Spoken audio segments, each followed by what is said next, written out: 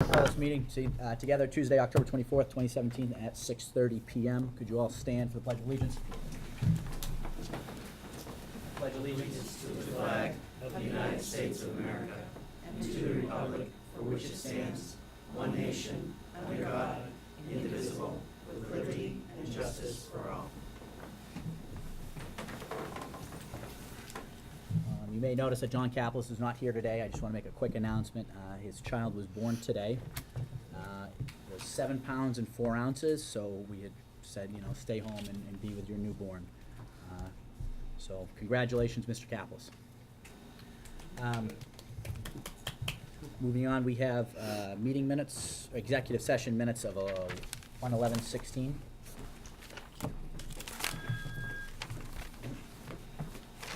Somebody calling in? Somebody is. I don't know. I don't know. Okay. Do we know how to operate this? normal? Just pick it up and. No, it's not normal, but it could be some Good evening, Cameron Fort speaking. important. I don't know where the meeting minutes are. Because we have two different packets. Wow, I just got a telemarketer in the middle of a Board of Selectmen meeting. This is. That's interesting. I don't have the meeting minutes in I here. apologize. What happened to them? Yes, this is the one. I don't have the meeting minutes. I don't have them. I don't have them. No, we don't have the meeting minutes supplied, Holly? Well, They would have been in a separate the regular package. one. Yeah, it was No. in an email. I did not bring them with me. All right, so. Yep. yeah, we couldn't do I them did not last bring time them with me. because Diane and Julie weren't here to- Because we now scan them and put them up on the web, They're minor. Holly has to send you the executive session material as a separate Okay. email. So you'll be getting the one email that says, everything's up on the agenda, you can see the package there, and then the separate documents nobody's have read to 'em. be kept I read segregated. them, but I can't vote. These will be, I make a motion to accept the executive session meeting minutes from 1/11/16.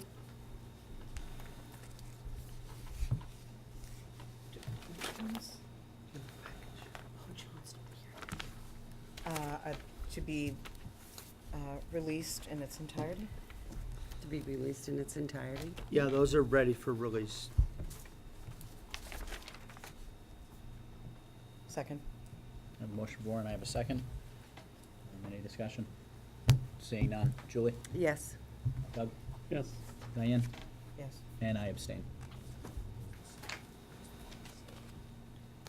The executive session minutes for 1/25/16. Those are ready for release as well, Mr. Chairman. Do I have a motion for? Still waiting on my phone. That's how old these are. He can. Yeah. I make a motion to approve the executive session minutes for January 25th, 2016, to be released in its entirety. Second. I have a motion for, and I have a second. Any discussion? Seeing none. Julie? Yes. Doug? Yes. Diane? Yes. And I abstain. The executive session minutes for 2/10/16. Those also are ready for release in their entirety, Mr. Chairman.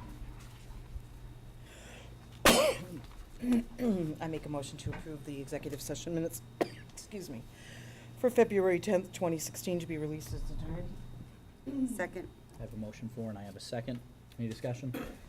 Seeing none. Julie? Yes. Doug? Yes. Diane? Yes, do we have any mints? And I abstained. The one time I don't have them.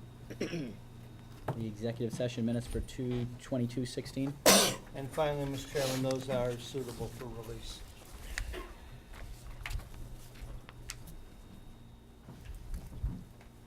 I make a motion, thank you, to approve the minutes of February 22nd, 2016, to be released in its entirety. Second. I have a motion for and a second. Any discussion? Seeing none. Julie? Yes. Doug? Yes. Diane? Yes. And I abstain.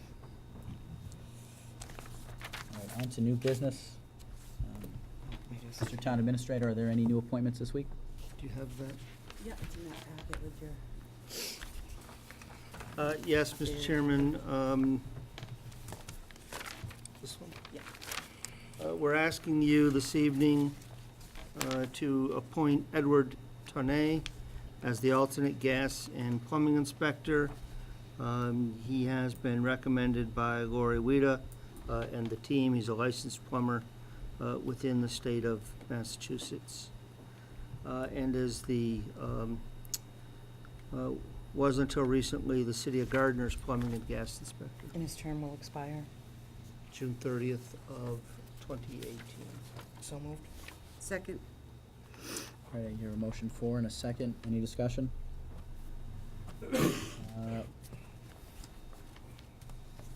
Mr. Town Administrator, there was a query check performed, correct? Yes, there was, and the results of that have come back. Perfect. Okay. Any further discussion? Seeing none. Julie? Yes. Doug? Yes. Diane? Yeah. And I vote yes. Mr. Town Administrator, is there any introduction of new staff this week? There are not this evening. All right, and at this time, the chair will recognize the Elementary School Building Committee, if you guys can just step right up for your presentation.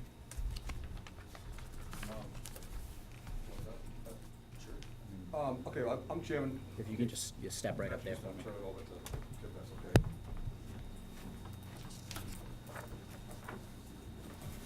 Hello, everybody. All right, Kirk. Hi. Sorry I'm late. I'm Kirk Michelle, everybody knows, probably do. If you don't, you do now. I'm the chairman of the Elementary School Building Committee.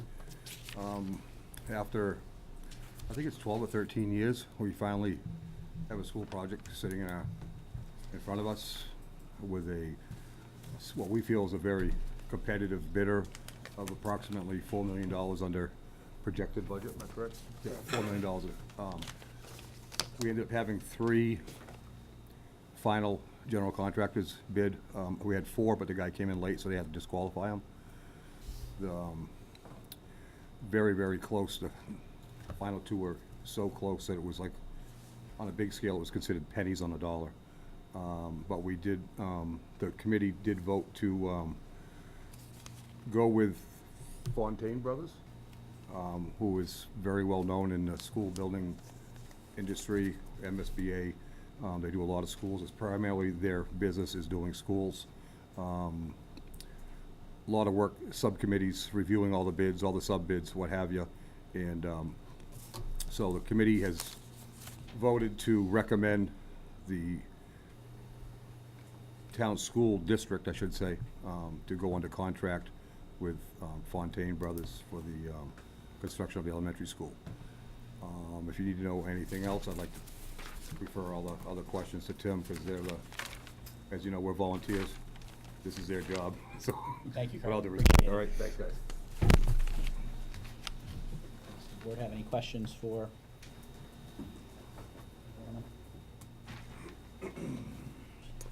Have you worked with this group before, Fontaine Brothers? Yeah, Fontaine is, I've worked personally on several projects with them. They have a very good reputation.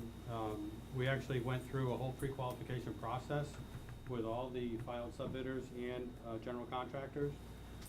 So we asked that they submit qualifications, references, past projects, looking at their DTM scores, went through that whole process. And Fontaine was one of, I believe, 5 or 6 general contractors that were pre-qualified to bid on the project. Unfortunately, we only received 3 qualified bids. But the good news is those bids were very close. So it told us that they were all looking at the drawings the same way. There wasn't a big discrepancy. You know, if they were all over the place, you might question, did they have everything? But they were, we feel confident in recommending Fontaine to do the job. And then you said you have then looked at all of the subcontractors as well that they intend to use, or? All the filed subcontractors, yes.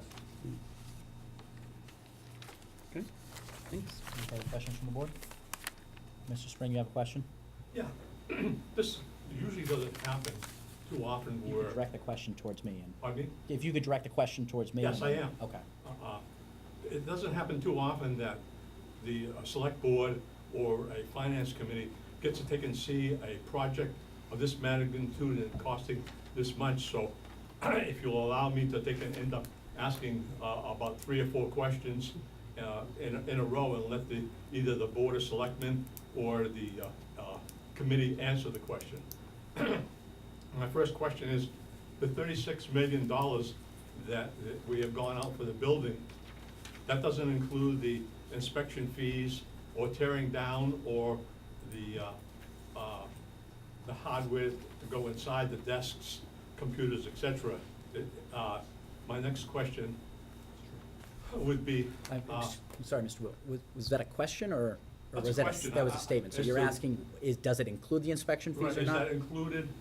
I mean, in that 36? No, it's not? Correct about that. No, Okay, that's Okay, just so- the construction budget. okay. So if you can end up expounding on that as to what the additional cost will be above the $36 million? Do you have a general figure on this? Yeah, in the neighborhood of $47 million was the project funding agreement that the town, or the MSBA signed with the district, which, that when they signed that project funding agreement, they agreed that they would participate in the project and reimburse on eligible expenses up to a certain, percentage that they determined for this district.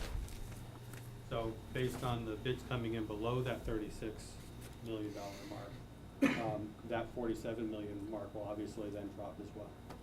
Perfect. Does that answer your first question, Mr. That's the Swin? first question, yes. The second would be, as we know, it's gonna be somewhere between the 36 and the 47, it might be less. The town is, because the MSBA is not very, we know they're gonna pay 60%.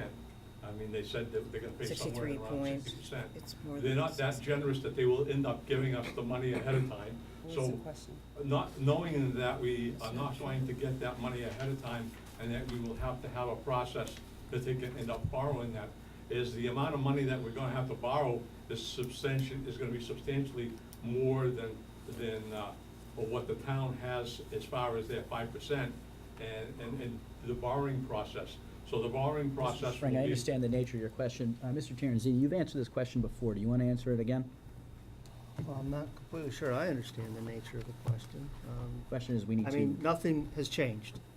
You had a plan, which called for total project costs of 47.5, give or take, millions of dollars. You had a budget inclusive of construction, permit fees, inspections, furniture, fixtures, and equipment of about 36.5 millions of dollars, including construction contingency. You have a construction bid of 32.5 millions of dollars, give or take, which includes demolition of the old school. Okay. So you have now available a slightly better contingency, FF&E, permits, inspections, testing, yada, yada, budget than you had planned for. I think you'd planned somewhere around $3 million towards the end of the day for all of that. Now you've got about $4 million. So we have to borrow the entirety of the project. The MSBA will look at each line item and reimburse us on that basis. When the project is all done, the owner's project manager will send them final documents, copies of all the invoices, everything else, and they will then schedule a final project closure audit, if you will, for lack of a better term. You've already planned for that, you've budgeted for that, and you are in keeping with all of your caps that you can borrow. You're in fine shape. Thank you, Mr. Town Administrator. The $36 million, that includes all the computers, desks, and everything to furnish that? The FF&E. Is that? That's what furniture, fixtures, and equipment are. Oh, okay. That's what I want to get clarified, because it wasn't clear when I saw the bidding process whether that was included or not. And because we have to go out and borrow that entire amount, MSBA is not going to give us that money. No.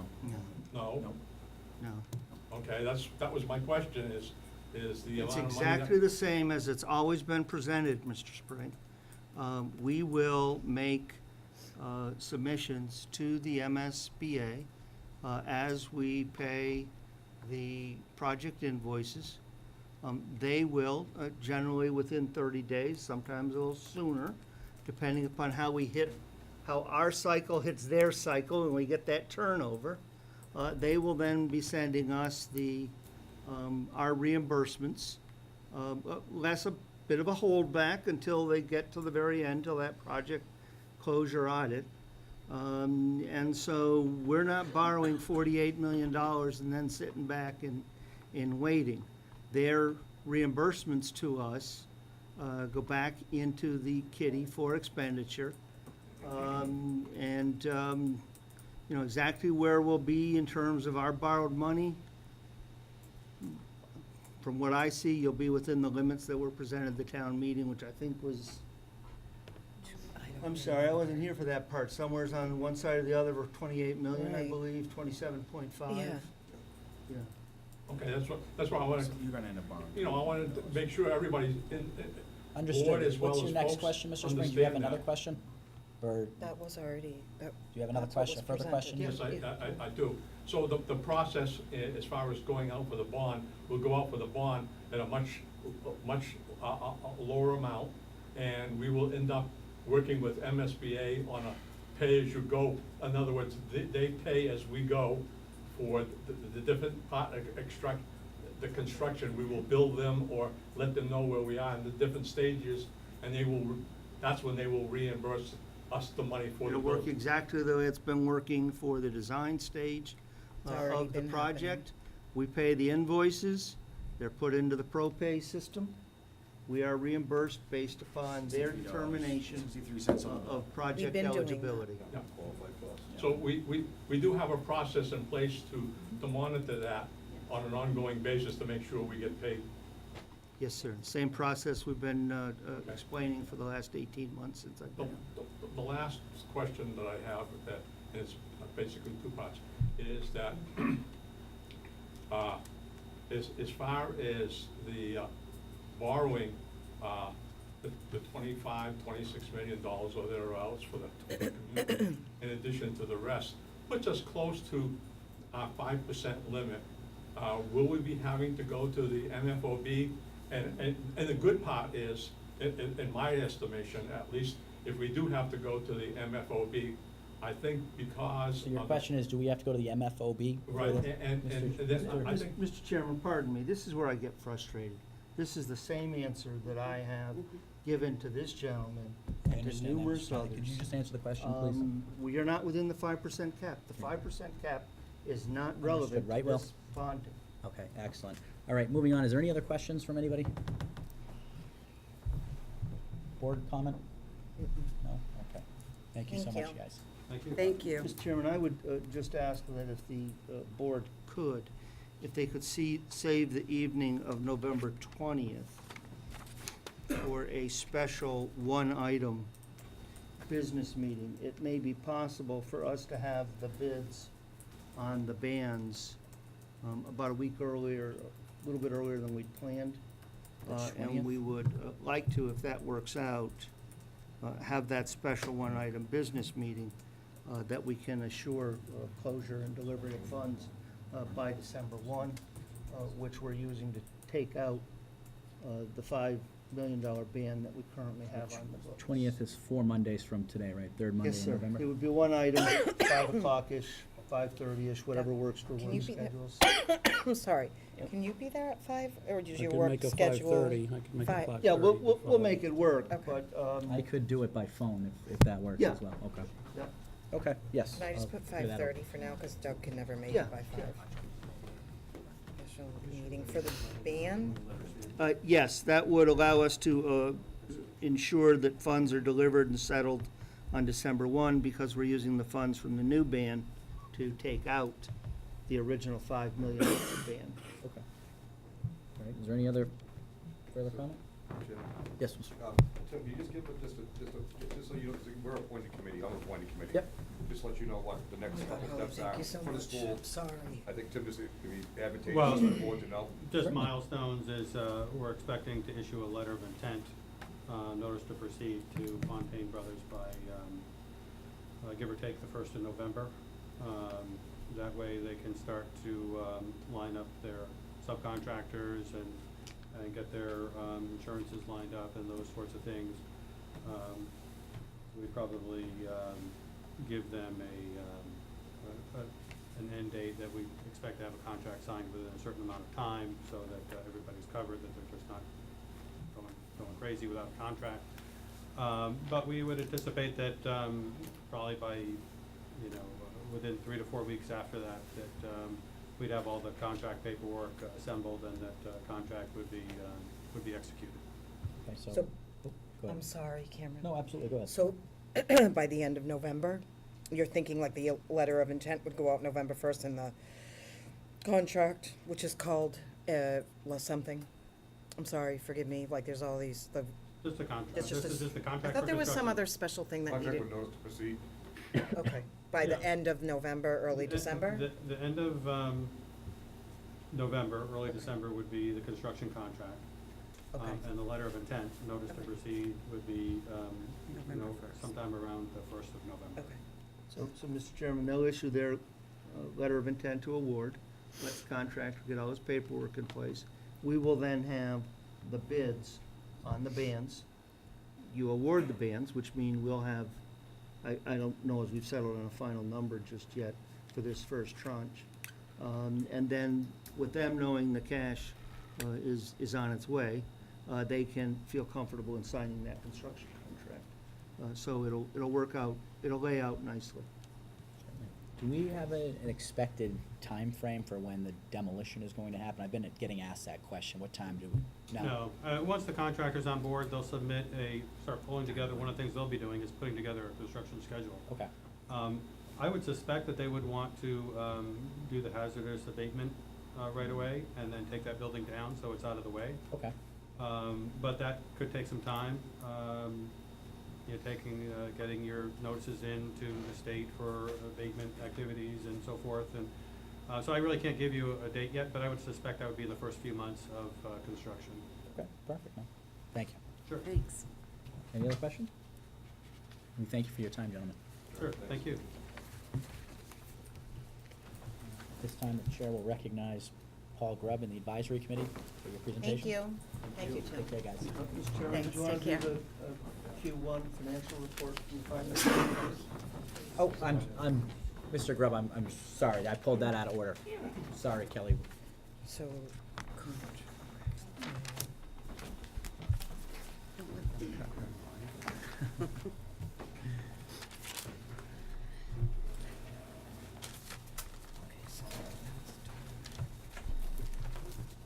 All right, tonight, ladies. Well, hello there. Okay, so we have the first quarter, financial report, you should have that in front of you. The first quarter, it was very busy in my office. We were getting the FY17 books closed for the arrival of the auditors, at the end of August, which was completed. They were, here in just 2.5 days, they were able to complete the audit, be moved on, and everything was in order except 2 items. The 2 items that were in question was the E911 grant. They had asked me, because we had conflicting reports from what the chief had and what we had, so we sat down, had a meeting, and then he asked me to reconstruct everything from the 911 grant from FY13 forward. And after I did that, we then met again, discussed everything, and decided the auditor agreed with the entries that needed to be made to bring that grant where it should be, for the funds to be there, that should be there at that time. So that's all taken care of. We have a cash difference. It's approximately $10,000 from all of the years. It's an even amount. We feel it's gotta be a deposit somewhere that's a duplicate or something that's just gotten missed. I'm still working on that. We believe it might have something to do with the Jeffrey and Jeffrey account that was for a number of years carried off, not really off our books, but kind of yes, it wasn't part of our cash book. There were numerous transfers made in FY15 that didn't coincide with what should have been transferred. They were back and forth. We really think it has something to do with that. But again, I've got to reconstruct 15's cash with that particular deal to figure that out, if that's it. But we do believe that that will take care of it. So, like I said, they're not very alarmed at that because that's what we pretty much have narrowed it down, because everything else is in alignment. Okay, excellent. All the financial information has been loaded into the tax recap and all the various other forms. You know, for just the audience and people that are listening, most people think, okay, we just set a tax rate. It's not that simple. We have a multiplicity of different forms that have to be filled out with our financial information, and all of those forms calculate together to come up with the tax rate that the DOR sets. So it's quite a complex process. I don't think a lot of people understand that. So all of that information has been entered. When we had our meeting with the DOR, they stated they would not set our tax rate until after we've had our fall town meeting. If at that time the articles do not pass to use the free cash to cover the deficits of prior years, that money will then have to be raised on the recap. So until all of that is done and settled, they will not set our tax recap or set the tax rate. So, and at that point, there may even have to be a special town meeting to look at cutting the budget, depending on how the outcome of all of that is. But we will have to address that, you know, after the fall town meeting. That was stated in the meeting with the DOR and Tony Yes. Roselli, okay, and the Yes. finance team, okay. Yeah. And they were very clear about that. So, because I really thought we would get the tax rate set early because I have all the information in there. Luann's is done, approved, and they were like, no, they're not doing that. So Hopefully for maybe next year. Hopefully Maybe next year. Maybe next year. Still a very proactive measure, so. Yeah. Our expenditure trends, most everything for the expenditures is in line. The first quarter, you'll see here listed the items that are over the 25% budget percentage, and the reasons for them. One, just to bring your attention to, is the highway purchase of service. They had 2 vehicles that had unexpected repairs that couldn't be handled by our mechanic, that had to be taken outside to other repair shops. And just those 2 vehicles repair was over $10,000. So that was a huge hit for highway's budget. I'm not sure if you'd be able to answer this. Do you know which vehicles those were? Or Mr. Terenzini?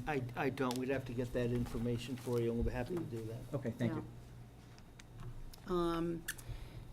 And then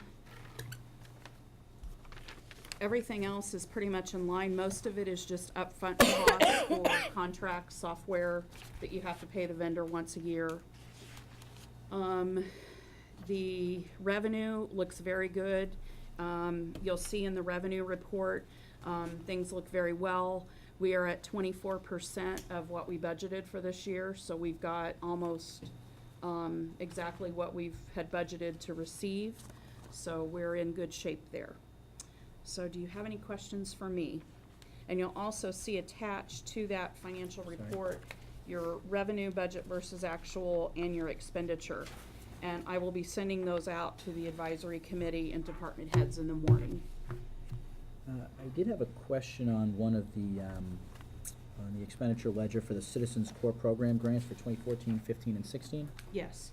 I mean, the variance is 141.44, and I'm just assuming, and I want to make sure that this isn't a correct assumption, Yep. that those were cleanup items that we Yes, had found. that's the one item that I'm still trying to work with Rich Curtis on. Okay, The grants for almost every year, none of them were coded correctly. okay. There was lots of, like, one of the things that I have found is there was a reimbursement for snow and ice that, from the federal, that was put to that grant for snow and ice one year. So now I've moved that out, that's $7,000 something, you know, so it's all of those individual things that we're looking at, and I'm almost got that should be cleaned up hopefully by the end of this month. Okay, perfect, thank you. Yeah. Ken. Great, thank you. Is there any other questions by the board? Good. Mr. Spring, do you have a Just, question? just so for clarification, I'm sorry if this may be redundant, but because of health issues I had in the past, Yep. I'm asking some of these questions, you know, maybe over again. So just for clarification, we have not submitted the recap sheet, but we have already got certified cash by the DOR. Yes. Is- That is correct. Okay. And they won't end up setting the tax rate until we After have the fall cleared up town a meeting. couple of these going on with. Yes, Okay. that is correct. I just wanna make sure that I understood. After fall town meeting, they'll be Right. setting the tax rate. Yep. Yeah. Any other questions? Thank you, Kelly. Thank you, ladies, for your time. Thank you very much. Actually, do we have another Mine, yeah. revenue, so, okay. Oh, the revenue. Okay, to touch base on the tax rate recap, it's an ongoing process. So right now, we've submitted reports through the Board of Assessors Office. What kicks off the whole process is what we call an LA3, our sales analysis. I submit it to the state, that's already been submitted and approved by the DLS. The LA4 was done, which is all our classifications and assessments for all the values in town. That was submitted and approved by the state. In your packet, you do have a comparison report. If you just want to see what's happening with properties, it shows you fiscal 17 and fiscal 18. You'll notice a substantial drop in my personal properties, what we call our 501s, and that's because of the vote at annual town meeting that dropped anybody that had personal property under $5,000 valuation. It didn't really affect us that much value-wise across the board, but in case you're looking at that, that's why that dropped so much. Your LA13, which is the new growth in town, that's all the building permits people pull, that's been approved through the state, and also the LA13A, which is amended new growth, that's been approved by the state. My interim adjustments for the year has been approved by the state, and I'm just pending with my community preservation and our overlay account. Values this year are going up again. Sales are really flying in town. Anything good on the market is going. I'm sure you see that, and they're paying asking price and above asking price, so you will notice that the values for this year are going up. On the LA4, what everybody asks at tax time is what $1 raises on our tax rate. This year, it's been approved through the state, so right now, $1 raises $622,843. Last year, it was 597 plus, so it's, you can see right there that the values have gone up, so it's $1 is gonna be bringing in more money. New growth for this year, regular new growth, I took in $69,092, plus amended new growth was $22,000, so we made a total of $91,257 in new growth, which is about $31,000 over what we budgeted for this year, and that's been approved through the state too, so that's a good plus for us. First quarter, my office brings in preliminary billings, which we billed out for real estate, personal property, and CPA for $4.7 million. Rollback taxes, we had some chapter land that sold that brought in another $1,000. Motor vehicle commitments, which are only coming in from July on, is $97,000. Our big commitment will be coming in the end of January. That's the one that you really bank on. Abatements for motor vehicles are just about $4,000, and we did also do a new Title V loan for the town, so that's another $18,000 we lent out to a homeowner, so that will be coming in plus interest in the town. Exemption applications are really coming in fast in our office. This year, I had a lot of veteran exemptions coming in. I've taken in 3 more 100% veterans and 12 more under 100%. So we have 15 more veterans that are coming in, getting exemptions on their taxes above and beyond what I've already got on the tax roll from last year. Annual report from my office has been submitted to the Board of Assessors, so we should be all set with that. It did prove out with the accountant's book, so we're all set in our office for that. In September, I did take my 6th class that I'm working towards my accreditation, and I did pass that one. So hopefully this winter I will take my last final 7th course. and be certified by the end of this fiscal year. Congratulations. Congratulations, good luck. So if you have any questions, you can ask. If not, stop by the office, and like I say, we're pushing to get the tax rate set. As soon as town meeting's done, we'll be feet down running and finishing submitting everything else through the state, so. Great. Any questions from the board? I do have one question for you, and it's, do you think you could get me a copy of what the LA4 was for last year? Yep, Just so I can kind of compare them exactly side by side? yeah, I can email it to you. That'd be perfect, thank you so much.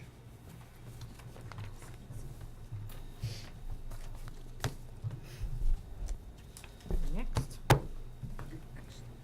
Hi. The Treasurer's Collector's Office, this quarter, we've had some major changes, I guess you could say. I started at the end of July. We've sent out the real estate bills. They were sent out July 1st and were due August 1st. The motor vehicle excise tax commitments 4 and 5 were sent out for the quarter, as well as the demand bills for anything that's been left unpaid. We talked over the turnover policy, that was discussed, and we've completed that and sent that to the board for approval. Since I've been there, I've taken a couple classes in Dudley. Kelly and I have attended a class for municipal law. Carolyn Lee and I have gone to the Worcester Treasurers meetings and attended those.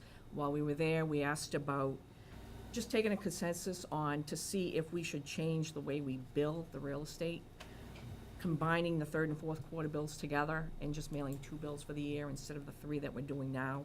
We're still discussing that and want to see what the cost will be and how everybody feels about it, who we should call, who uses who, and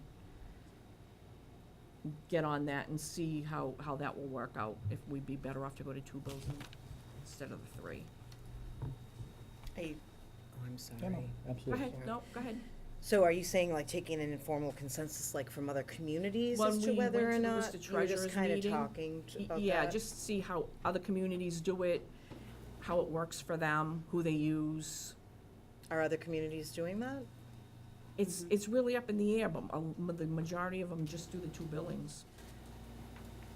And how are mortgage companies like handling that, or, that seems to be, I don't know, I'm just asking. Yeah, it seems like most of them do the 2, and it doesn't Okay. seem like it's a It's a problem big with the problem. mortgage companies. The towns seem to like it. Yeah. It's one less mailing they Cost have to saving. worry about, and It's probably cost saving as well. definitely, Right. definitely. Right. So we're still working on that, and A good idea. It's a very proactive measure, I applaud your effort on that. Right, That's right. questions we should be asking, how can we save money and do this more Right. efficiently? right. So thank you. And she's got out new signs that say tax bills are Well, due that's right. November I 1st. saw those. First time, I so, saw yeah, that. that's- I've had a couple people come in the past few days and say they saw, I saw the sign, so I guess it's gonna work, hopefully. Excellent. Any other questions? How do you feel? Like, how are you acclimating? How are you, I'm sorry, It's can I getting ask better those every day. questions? It's getting Yeah. better every day, yeah. It's hard to take lot on a to new learn. job and, yeah. It's a lot to learn. I got a lot of help. I've gone to, actually, I went to this town of Sterling on a day off on a Friday and sat with the treasurer collector there. So she's helping me out quite a bit, and I've talked to other treasurer collectors at some of the other towns when I was at the meetings. So I have a lot of resources that I can use when I need it, and everybody's really helpful from everybody I've spoken with, so should be good. It's excellent. She's doing very well. Thank you. She doesn't make as many drowning sounds now when I walk in. Yeah, yeah. And she's come back. That's Every the day thing. Every day smiling. she's come back. Well, I just want to say, based on the things the changes that have been made with the reports that you get to us, that we sign off on, that we get to look at, and these, and I'm thrilled. When I come in and, we see what's being done, and I know that you're all really busy, this is like such amazing progress, and I applaud all of you for what you do for our community and for us. So, thank you. You will notice in the financial reconciliation packet for this month, Yeah, the very last page is the balance sheet. I did a balance sheet for the first quarter, so you can see exactly where we are for all, and it's all of the funds, so everything is up to date. Yeah, as of I 9/30. appreciated that. I even had, I Yeah. had a few questions on it, but Carter took care of it, so. Oh, okay. Thank you for Very including good. that. If you do have, you've only had this package, I think, for maybe a day or so. We'll get you the LA4 for everyone. If there are any other questions, if we could get them within 2 weeks or so, that would allow us to get you the answers and then be moving on to other matters. When you, that was a good question, Cameron, when you email, Selectman Fords, could you email the LA4 for last year to Yep, I'll add all it of to us? the I would next like meeting. to see that too, I didn't even. We'll make sure it goes out. He's always right on the ball. Would you include both last year years. and this year? Yeah, this year is here, right? Well, and actually, it shows fiscal 17 and 18. Oh, It shows both years. Oh, actually, Yeah, let me amend that that. one does. Can you provide us 2016, which 16. would show us 2015 and 2016? I don't know if those are gonna be very, just kind of. Yeah, I can accurate. go back and get them. Yeah. Yeah, I'll see just what so I we can can see get a you. 4-year. I wanna see if there was any trends in town in terms of Sure. revenue collection and growth, so, Thanks. No problem. thank you. And I think that's it, right? Yeah. Thank you so much, guys. Thanks. Thanks. Now the chair will recognize you, Mr. Gray. I'm sorry for the false alarm first time.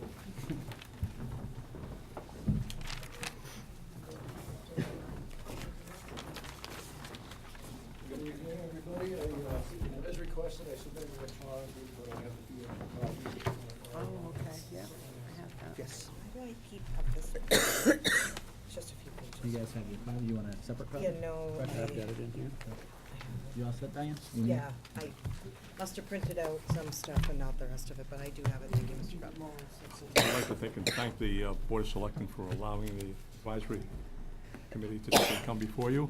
Mr. Grubb has come up with a presentation that he will be presenting this evening and representing the advisory committee.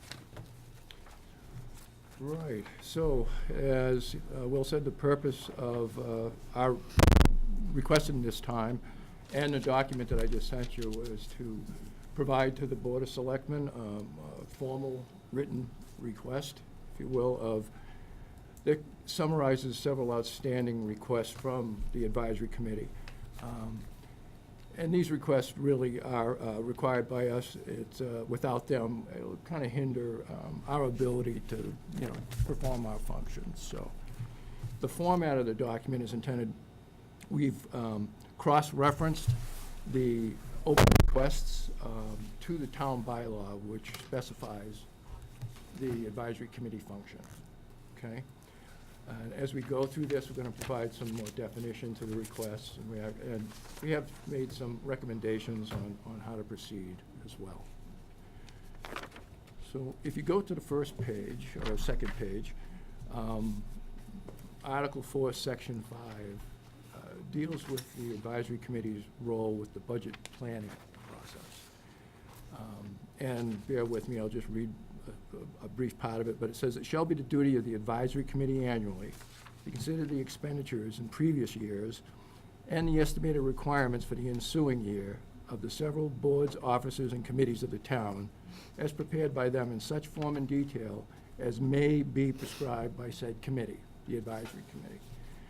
So clearly, that article states that the advisory committee has more of a ownership or leadership role in the budget planning process. Now, I came to the advisory committee just a year ago this month, and I attended a Board of Selectmen's meeting at that time in which I pointed this out. And I also pointed out that there was an apparent conflict in the bylaws, because we had two different parties that were pretty much stating they had similar responsibilities. So we discussed that at that meeting, and it was agreed that, bylaws shouldn't be ignored, that, either change that bylaw or abide by it. At any rate, after discussing it, we agreed we were gonna work together on the budget planning cycle. And at that time, the advisory committee had already sent out a budget planning template, if you will. It was an Excel spreadsheet format, and it also had a timeline, recommending what, the major activities and deliverables. But at the same time, the Board of Selectmen had used their own studies of various models and settled on your own template. Okay, so in the spirit of cooperation, the advisory committee worked with the select board's format for the FY18 planning cycle. And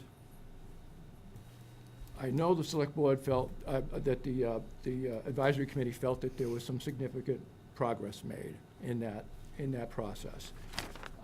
And as a matter of fact, on the next page is a statement from the advisory committee that was made at the annual town meeting, in which the advisory committee said they feel that the joint meetings of the select board and the advisory committee were productive and should continue.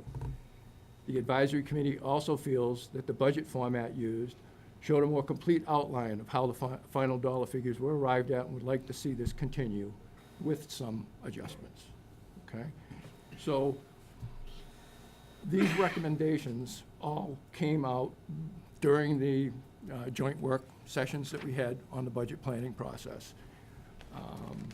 And myself, I was able to attend 2 of those workshops on March 20th and on April 3rd.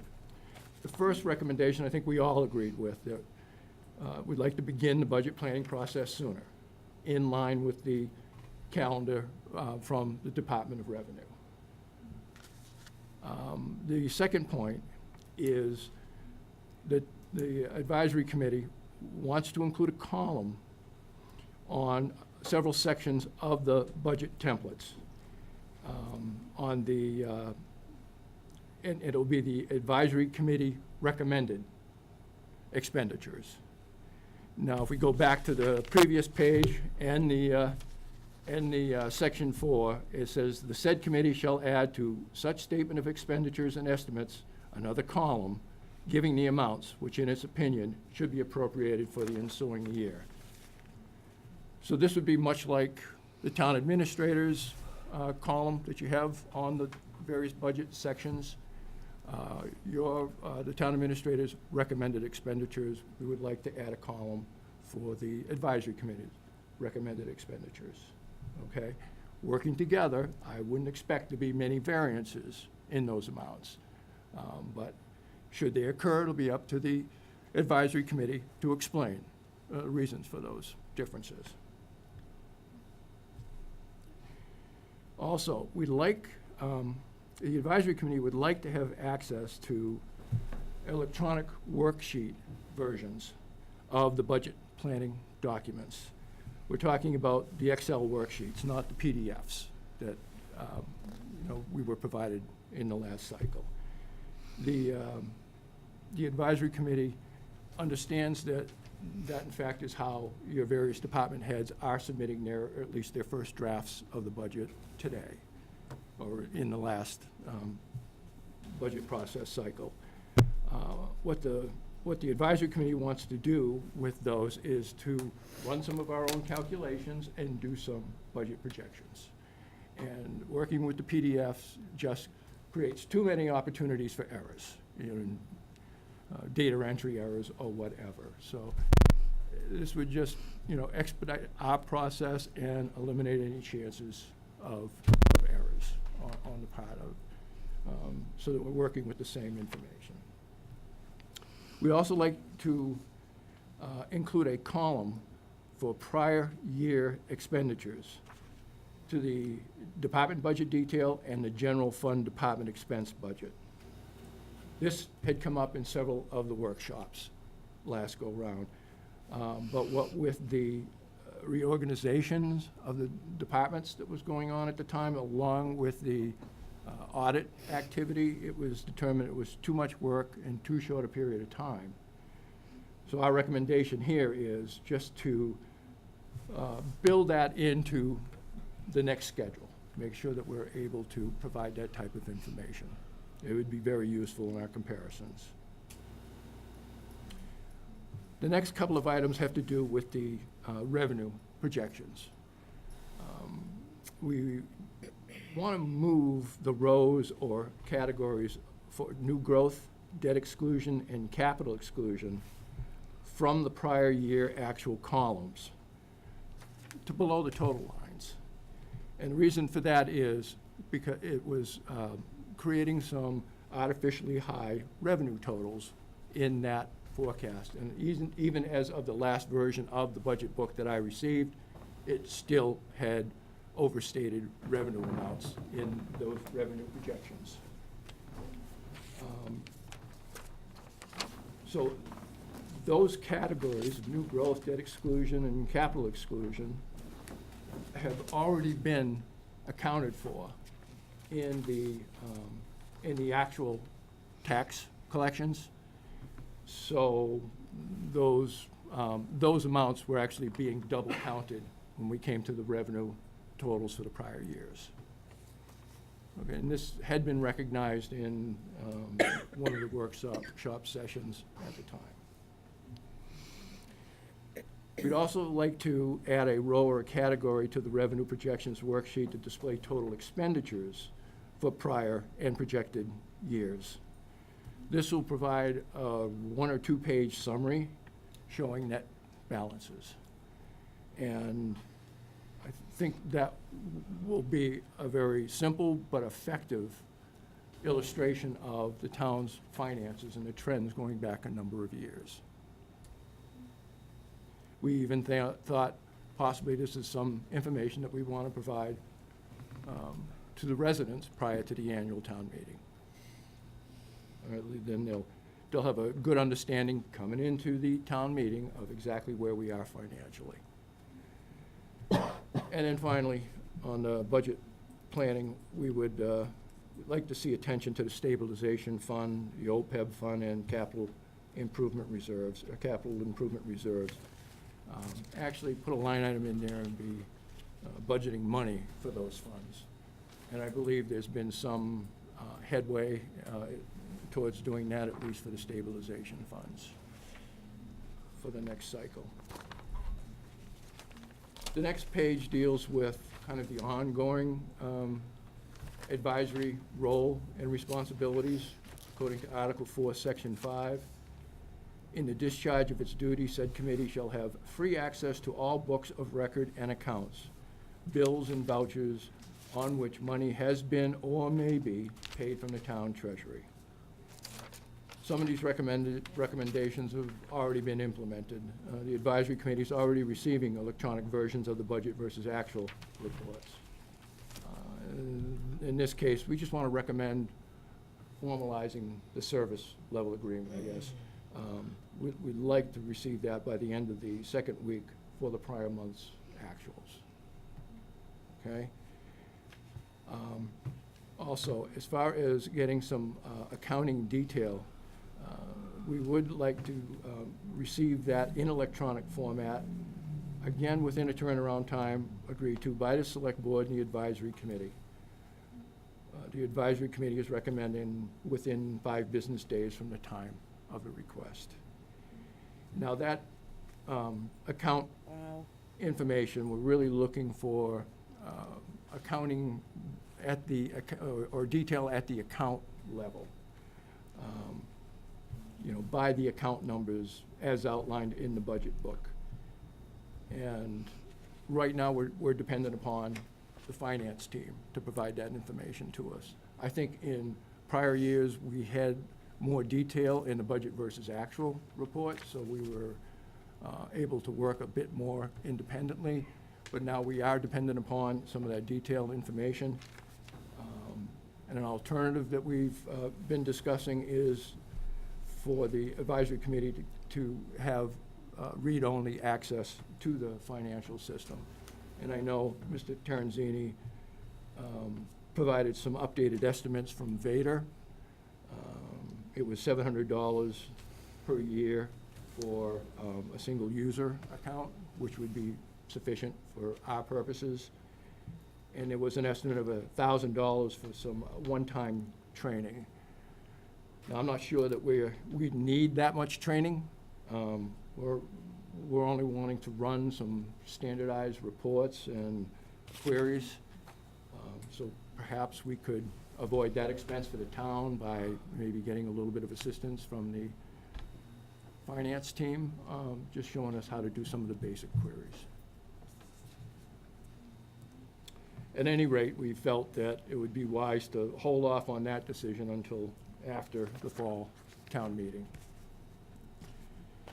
And then the final section of the article deals with the duty of the advisory committee to make an annual report of its doings, with recommendations relative to financial matters and the conduct of town business to be contained in an annual town report.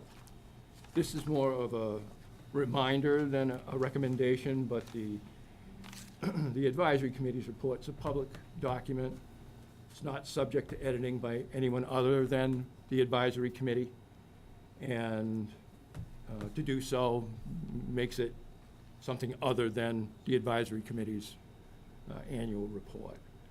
So an example that we noted here was the FY16 edited version, which did not include some transfers that were brought before the before the committee, which were reviewed and discussed but not approved. So again, if there's an issue of cost or space constraint, then we request that you bring that back to the advisory committee's attention, and we'll make whatever edits are necessary. Okay? And then finally, the advisory committee recommends some better definitions of warrant articles to include loan durations wherever that applies. And I think that had to do with the police station renovation project that was initially released with a description that there would be a 2-year note on that work, and I think a subsequent submission had no period of time listed. So, Just to expound on the presentation that Mr. Grubb has made, I ended up doing a research of looking at other communities to make sure all of these were in line, as well as I went to the annual meeting for the Association of Town Finances to take and end up bouncing this off. And this is pretty well in line with other communities on how they operate for advisory committees. One of the things I did end up addressing to one of the town councils was the fact that the report put out by the advisory committee was edited, or was in a process of being edited, and it was a voted document. His feedback was, did you end up knowing that it was going to be edited before it was submitted? And we were not. If we were, we would have probably, if it was a time a constraint, we would have probably looked at it and tried to edit it down. And doing the editing, as you heard Mr. Grubb say, the council from that community said it basically wasn't our report. It was an edited version of our report. It didn't come from the advisory committee per se. So that's something that needs to ongoing, if that's a request, to end up reducing it. It's unfortunate because we had so many end-of-year transfers. It's just monumental as to the amount of end-of-year transfers that we had that extended that report as long as it was. Most years, we saw our reports in the 2 to 3 page. If we had not had that many transfers at the end of the year, the report would have been within the 2 or 3 page limit. But it's unfortunate that we had to go through that. So that's kind of where we are, and what we're looking to take and end up working with the select board on. right, so in conclusion, I guess what we're looking for here is your agreement and support for these requests. And we'll work with whomever you designate so we can move forward on them. Obviously, we're well aware of the warrant article to revise the advisory committee bylaws, but in the event that the article's not passed, we want to be able to continue making some forward progress here, and we need to be positioned to fulfill all of the obligations that are stated in the current bylaws. Excellent, gentlemen. I thank you for your time. Does the board have any questions for these two gentlemen? Seeing none. Does the public have any comment? Seeing none. Thank you, gentlemen, for your time. Appreciate it. Thank you.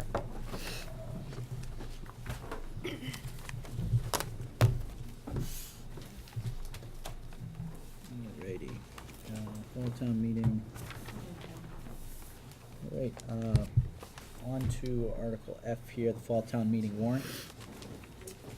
Mr. Chairman, I would like to request that we take Articles 14 and 16 and vote them separately. Certainly. Which is the right So, do you want to do these one by one, or do you want me to walk through them all and then you can vote them?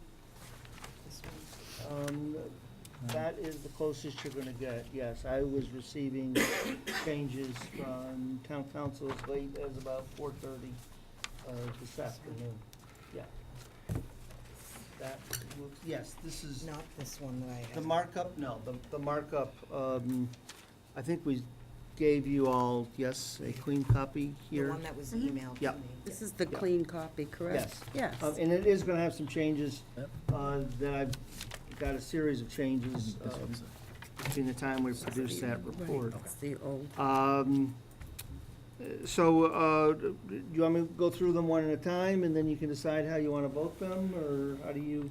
Just so we can be clear, is it the standalone separate one? Yes. Okay, this is the clean one, not the one that's in the That's pack. the closest one, but it is gonna have a few changes. As I say, I was still getting them this afternoon. Could The you- method that they use is, not a single consolidated point person, but I have all the different attorneys coming in to meet separately. If you could, let's take the whole, everything from top to bottom. Sure. And we'll make the motions after. If you could just hit like the 7 o'clock highlights Yep. on. what the Article changes were. 1 has not changed. This covers the operating budget deficits for fiscal 13, 14, and 15. Article 2 has not changed from the workshop. This covers the fiscal 2015 sewer fund operating budget deficit. Article 3 is essentially the same as at the workshop. It covers the granting of authority to pay 2 late bills totaling about $63.92. Article 4, this is the completion of the FY18 planned revenue transfer as we presented it at the annual town meeting. The state would only allow us to transfer as much monies as we had in ambulance receipt for appropriation as of the day of the town meeting. We presented that to the advisory committee, we presented that to the town meeting. This completes that. If this is not approved, we will have to cut the operating budget by $100,000. We'll have to cut the fire department budget for EMS by $100,000. Article 5 has changed a little bit from the other night. The amount of vacation buyout in the treasurer collector's office for that person retiring. There's another part of the personnel policy that actually grants additional vacation above and beyond the 5 weeks. This person had close to 7 weeks of vacation, so we've had to increase by a little bit the amount to backfill that to cover that vacation buyout. I do want to note that there's kind of two schools of thought as to when you include notes in the warrant, when you don't. Because you all do this separate summary and motions document, I'm going to recommend that we take these notes and put them in the summary section as opposed to leaving them in the warrant.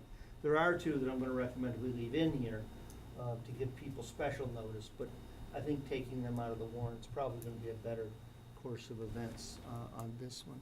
Okay. Article 6 is not changed. This is to allow for the backfilling of the Office of Development Services to cover the additional inspections so that you are paying the inspectors directly. Apparently, you used a different method when you did the middle school, but this would be the standard practice to increase your budget and then pay these folks directly. Article 7, I'll make the same note about the removing of the footnotes. Doug, I don't know if you want to jump in here, if that's an appropriate. Perfect time to do it. So Alan came to the capital planning meeting last night to discuss these two projects.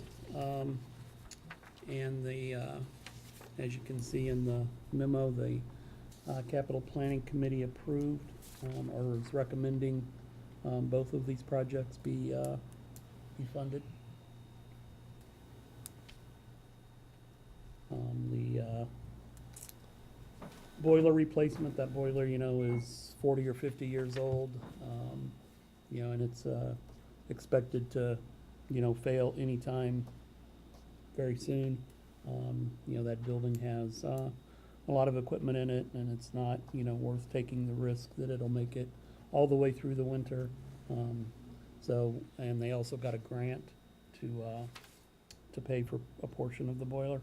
So it only makes sense that we make that investment ahead of time. And same with the truck. They have a truck that is just in terrible shape. They're going to try and nurse it through the winter so that they're not down a truck. The lead time on the new truck is 7 months, so there'd be no way they can get it by winter. But if we wait until the annual town meeting, they won't have it for next winter. And the truck they have now isn't going to make 2 winters.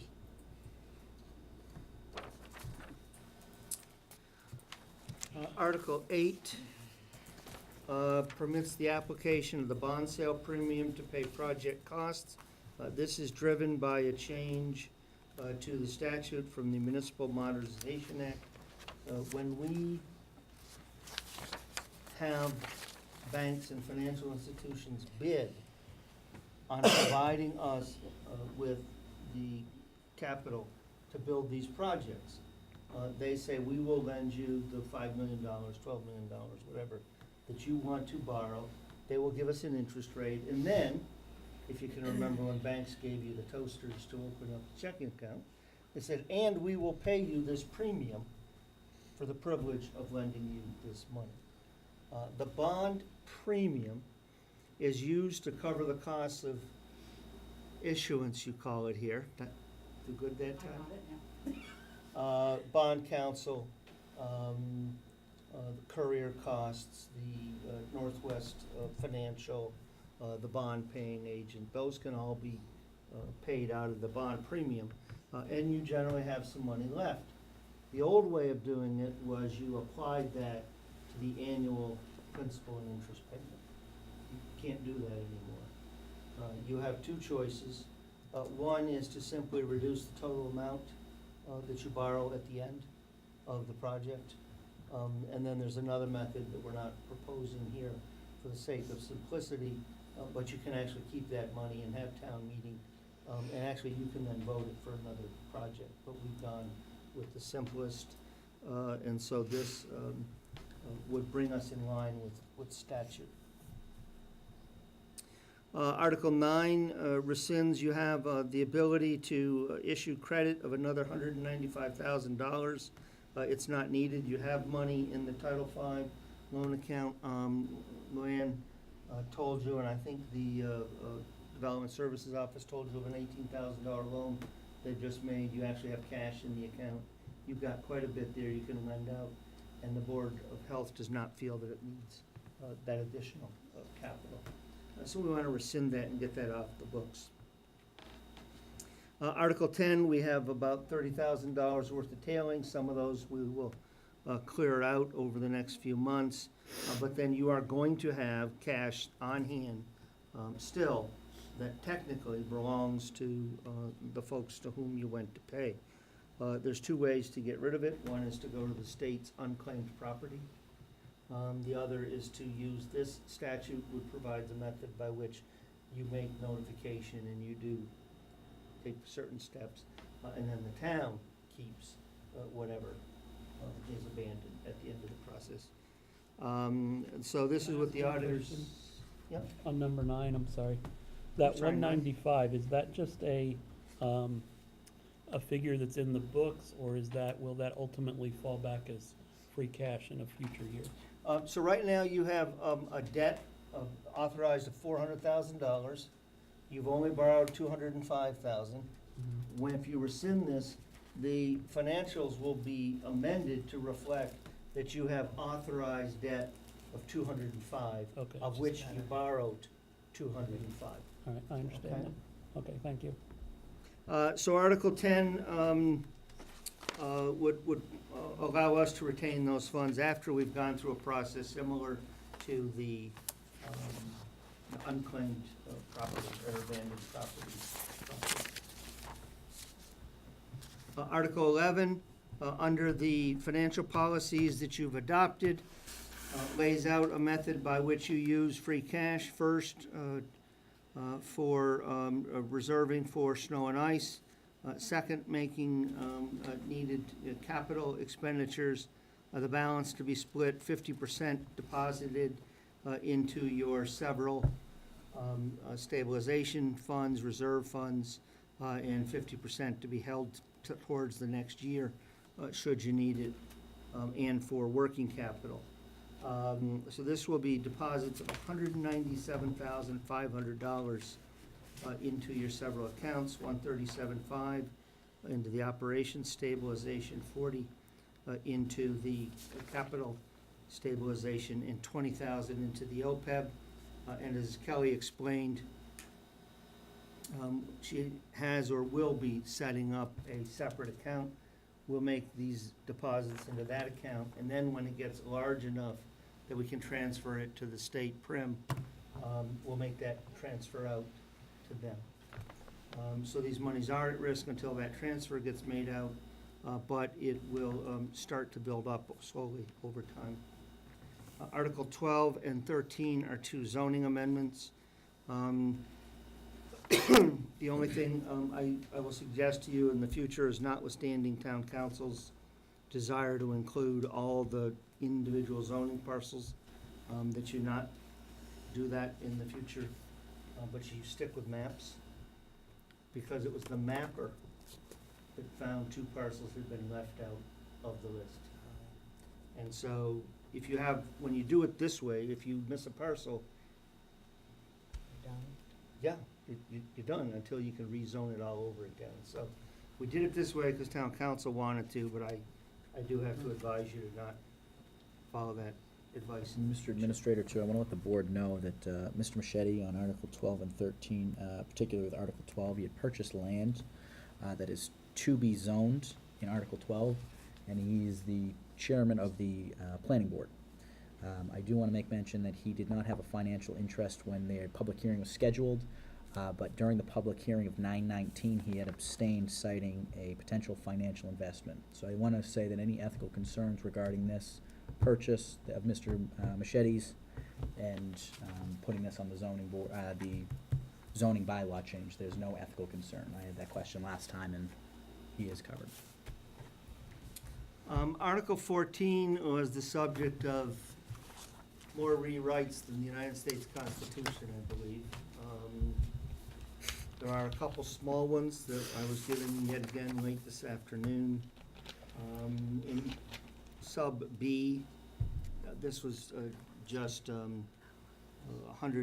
this was a good catch, actually, $155 as opposed to $105. And so that one, I think that is one that Doug asked to have voted on separately, if I recall. Could we take a second to recognize, I mean, there was a substantial figure that you were supposed to come up with, right? It wasn't supposed to raise the whole funds, it was to be a certain number, if I remember correctly from last discussion. Well, the appropriation is for the $259,150. Yep. And this is contingent upon their receipt of a land grant, which you authorized the filing of 6 weeks or so. July, that far back, okay. But you have to expend all the monies when they get the reimbursements, then it will proportionately go back into their accounts. So we're saying if, met by a transfer of $181,000 from the Community Preservation Act titled General Budget Reserve and $77,000 from the Community Preservation account titled Open Space. So you're getting the, oh, go ahead, yeah.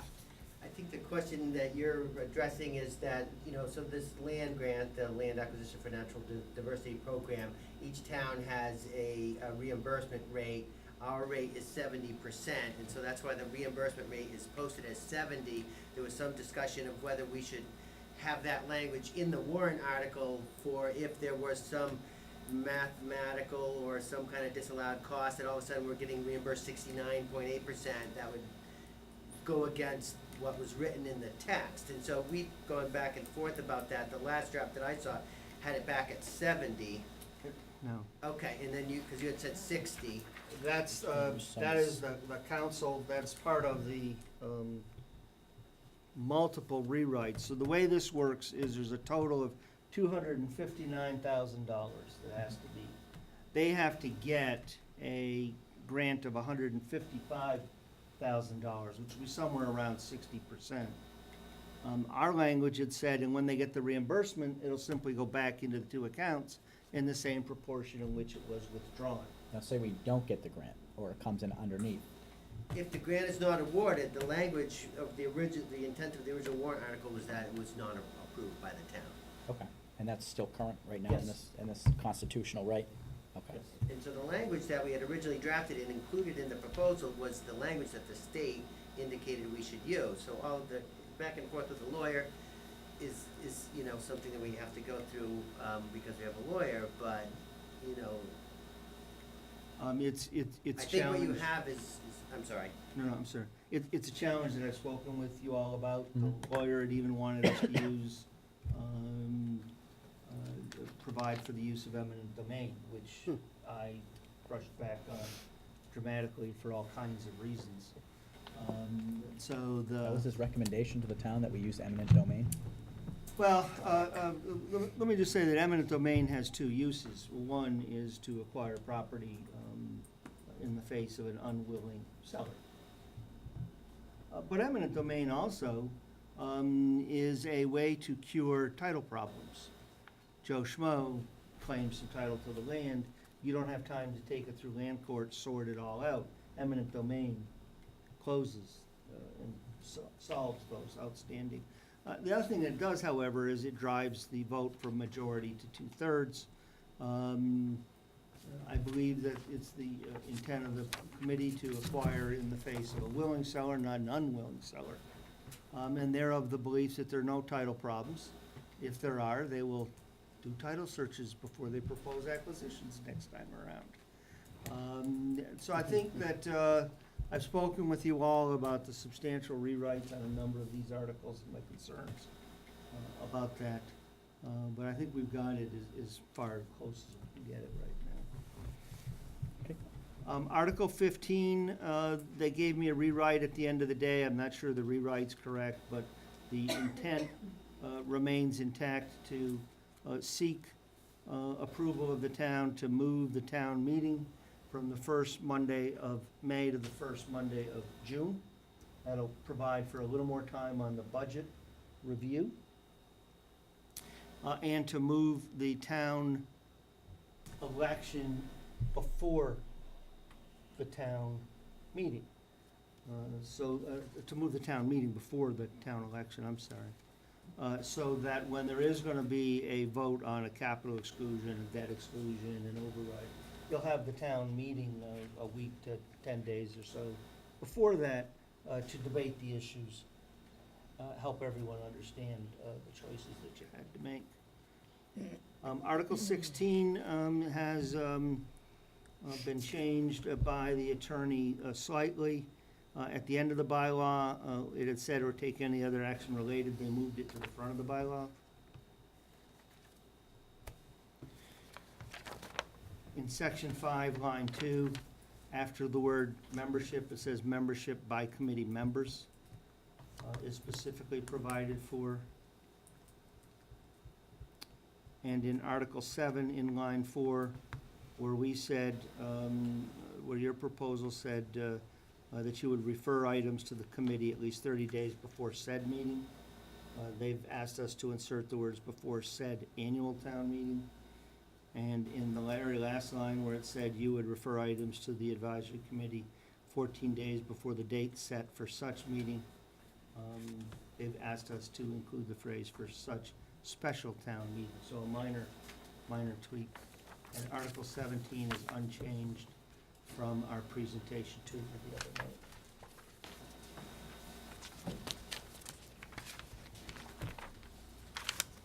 I do have a couple of questions on Article 14.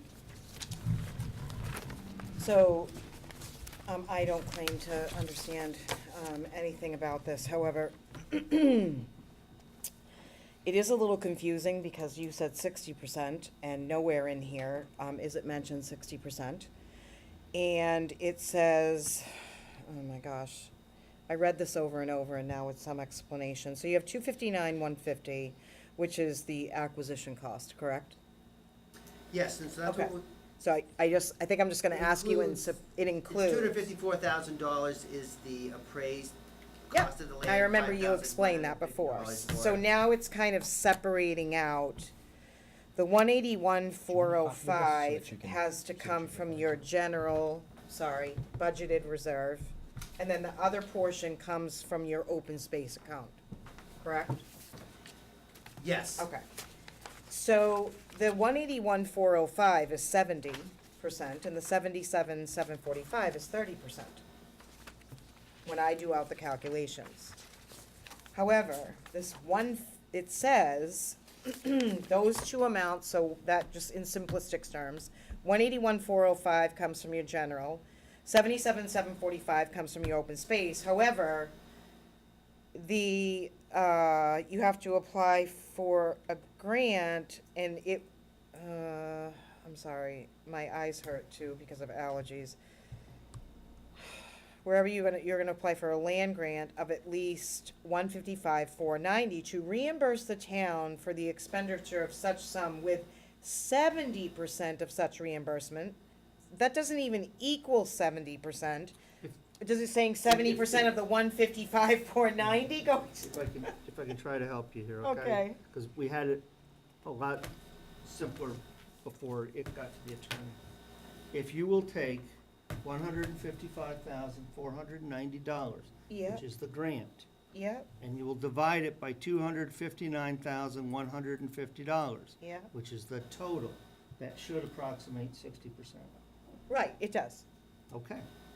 So what they're saying, what this is saying, in a lot more words than Johnny and I had worked through, was town meeting, please appropriate $259,150. Okay. And take 70% of that from his general budgeted reserve, Okay. and take 30% from his open space reserve. Mhm. And you can't spend that $259,150 unless you get a grant of at least $155,490. And then they want you to divide it up a certain And when way. you get whatever grant you get, return the grant Oh. to his two accounts from which you drew the money Okay, in the same proportion that You you took have it out of. withdrawn the money. okay, I'm sorry. And what our language said is, return it to from whence it came in the same proportion you withdrew it. I think that's And the that would, language. pretty why much does in it a have nutshell, to be so Diane. complicated like Because this? you're paying, well, I would Wait a minute, I regret to just- say what I really think. I'm Mr. sorry, that was Administrator Treasury, rhetorical. within I that statement, apologize. Please. Can I add something? Yes. So this is an open space procurement, and we have the allocated sub-funds in the CPA, the open space, the historic, and the community housing, and then we have the general budgeted reserve. Because with the numbers that we had in our open space, we wanna use that up, and that was the estimate that we had at the time of what was available for the balance in that specific reserve. If we had all 255,000 in that specific sub-account, we would have gone for all of it out of that, Why? because Could you just it's- maybe explain a little because bit? it's an cleaner. open space use. Oh, So that's the okay. use of the funds. So Okay. the open space funds can only be used for open space. The Okay. general fund can be used for any of the four categories: open, community okay. housing, Okay. preservation, and All right, thank you. recreation. And so, you know, the timing of what the budget accruals are going forward, this was the number that we had in the open space reserve to use. Now, we could make the argument that we return all of it to the general budgeted reserve and not put any monies back. That's probably something we could have consulted with Kelly about, but in this language, it's, we spend the money, we still have to get a purchase and sale with the seller, you know, obviously, before we can buy the land, but we will know perhaps as soon as the town meeting whether this grant is awarded, or it probably will be after, because timing never works. So then we, if, say it all goes forward, we buy the land, we get the grant is likely to be 70% of our allowable expenses, at which time the reimbursement check comes in, she puts 70% of it in the general and 30% in the open All right, space. I'm sorry. And it's way more verbiage than Carter had originally, but it is what it is, and I know this, Okay, we're gonna have to have like a Reader's Digest version for everybody. I'm sorry. Reader's Pam. Digest. I'm Around sorry. 4:40 this afternoon, I just threw the towel in. and I said, think "No." when I had, Okay. called, Okay. Carter, I just, anyway, Right. thank you, John. So we have completed reading the warrant items. Well, let me talk about 14 since we're here. Okay. So the reason I asked to have this one voted separately is because John wasn't able to make it to last night's capital planning meeting. So this particular project or request hasn't come through capital planning yet. He is coming to tomorrow night's capital planning meeting. So I would want, when we vote this, to make it subject to capital planning's approved recommendation. Certainly. And Doug, where would you want me to note that? Well, just when we make the motion to vote for Oh, in this. the motion, If we in the choose to motion. vote for this. Okay, I understand. Not in the warrant, but in the motion. Right, because they're gonna come tomorrow night, and if we approve it tomorrow night, then When we'll does this have send to a. be signed by? Tonight. Oh, Doug, how do we do that? If we sign it tonight, it all has to be, What I hear Doug saying is that in the motion to put it Right. into the warrant, he will be saying, I move to place it in the warrant, subject to it having been presented to the capital program, or approved. however he was going. so if it ends up Word not being approved by the capital, then we would have to pass over it at town meeting. Okay. Correct? I'm just asking Yeah. if that's Yeah, correct. we wouldn't be approved if capital planning didn't approve it. Yeah, it We're wouldn't even be on the Approving it warrant. subject to capital So planning. we don't have to put anything special in the warrant that we, No. okay. You So do have again, to be Kathy- able, you do have to be able to represent at the time the vote, before the vote's to occur, that it has been submitted to and reviewed by the capital Okay, so planning. Ready? Unfortunately, when we developed the budget back in, you know, the middle of October, we really kind of work from when the town meeting is, and we have to back up in terms of all the advertisements and the constables and all that thing. And we have a couple days slop in here, but unfortunately, we used one of them when we had to move the meeting from last night to tonight. So I'm afraid I do need to ask you for a final vote on the warrant here this evening. Yeah, I'll just make note too, on the Article 15 about the town meeting, the language that's in here is missing the part about the election. There's only one section in here instead of both sections. Right, and I will need to fix that. So this, yeah, it's gotta be. We had it in a previous draft and somehow it got dropped out between the workshop draft and Right. the one here. And then town council did give us some different language on that as well.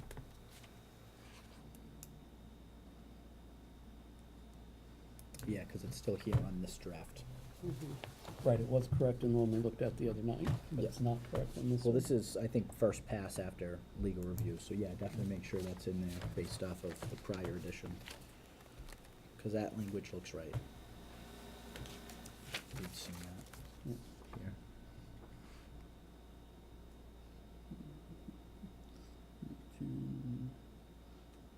Yeah, this is the,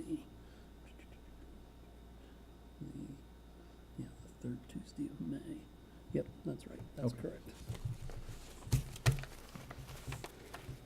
Alrighty, Bill, you had spoken to me prior to about abstaining from another warrant item too, so if we could, So 16, the reason I asked to have 16 voted separately is really for a couple of reasons.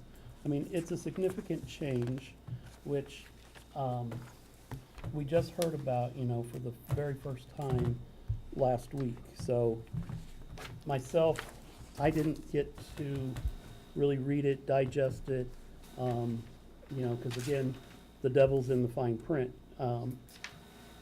So again, it's my failure for not getting it done.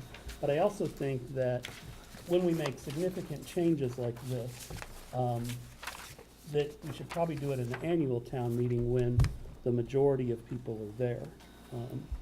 Because specials, or fall town meeting as we now call it, hasn't typically had, a large attendance, so. So that's my reasons for wanting to vote that one separately as well. I do want to make mention that we're actually planning on prior numbers from, what was it, last year and the year before for special town meeting, there was 300 in attendance? There's 300, we've been recommended to us by the town clerk to make up 300 packets.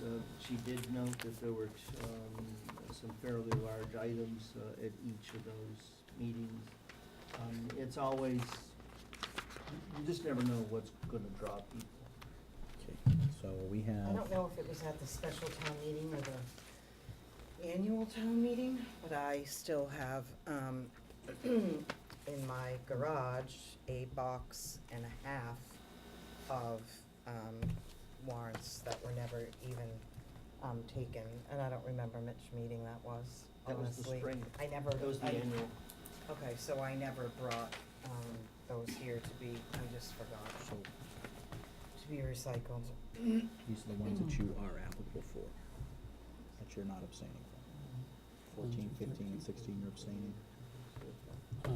No, just 14 and, Oh, okay. 15 and 16, and then 15 was the one that we need to make the amended motion to. Okay. correct, yeah, already.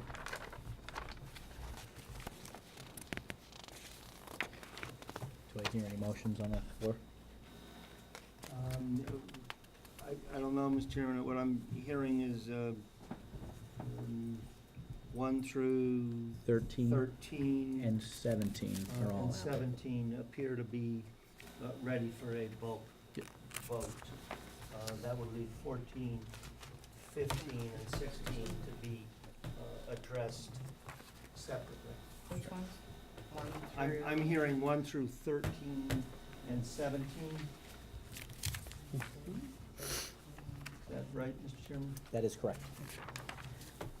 But the notes for all of them except the zoning changes will be removed and put on the summaries? Right, they'll be done in the package with the summary. I did reach out to the And- advisory committee to see if there was a possibility of doing a package jointly so that we could Okay.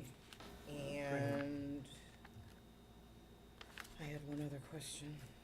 So that would leave 15, 16, and 17 to be voted on individually. No, excuse me, 14, 14. 15, and 16.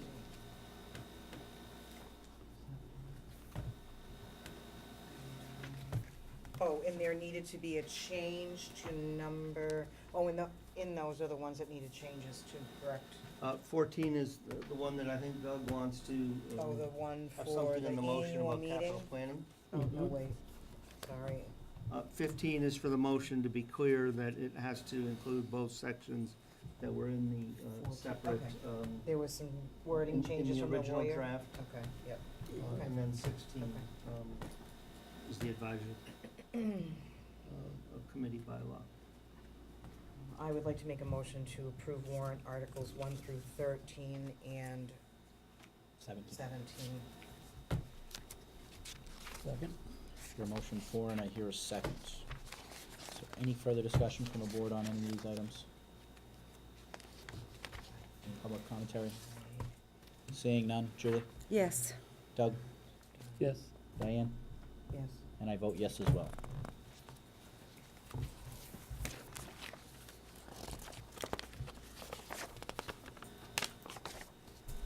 Alright, so,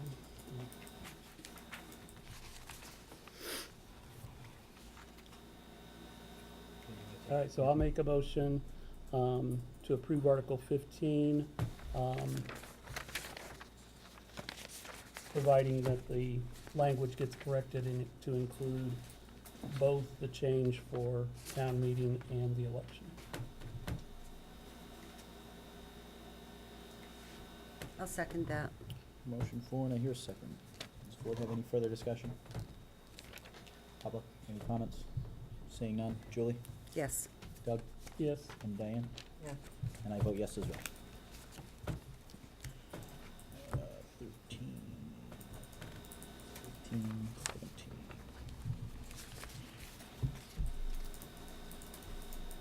I'd like to make a motion to accept Article 16 as written. Okay, motion 4. Do I hear a second?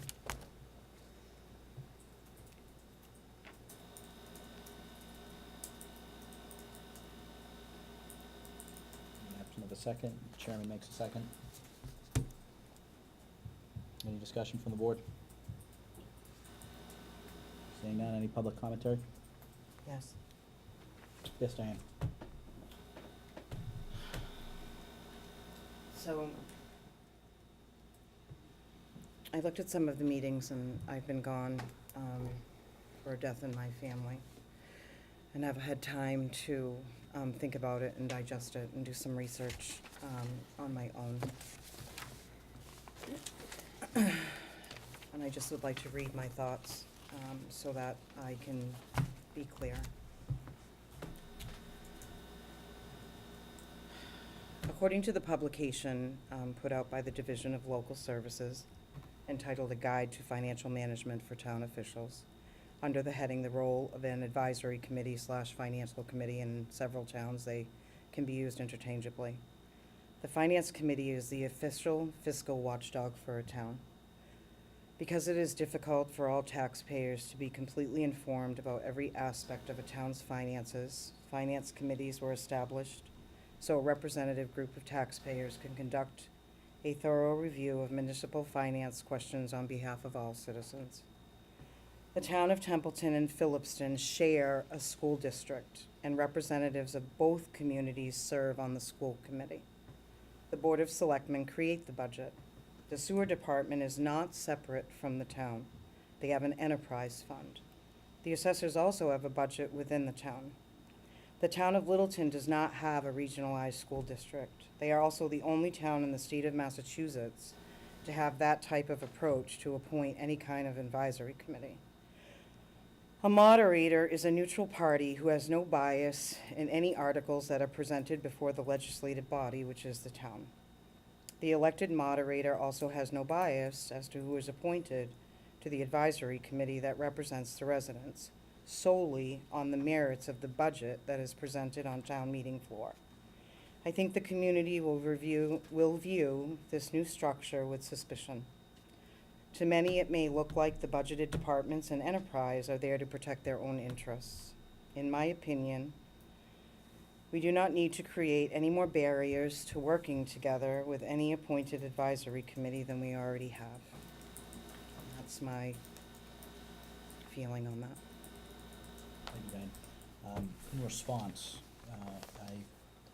I would say that these 5 members that are going to be appointed from the bodies are not appointing themselves, they're appointing citizens to protect the interests of the taxpayers in a much more diverse demographic than a town moderator can approach.